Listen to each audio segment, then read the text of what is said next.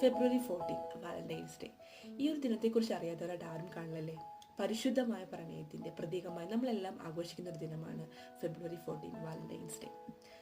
പണ്ടത്തെ പ്രണയങ്ങളെക്കുറിച്ച് പറയുകയാണെങ്കിൽ പ്രണയത്തിന് പല മുഖങ്ങളായിരുന്നു.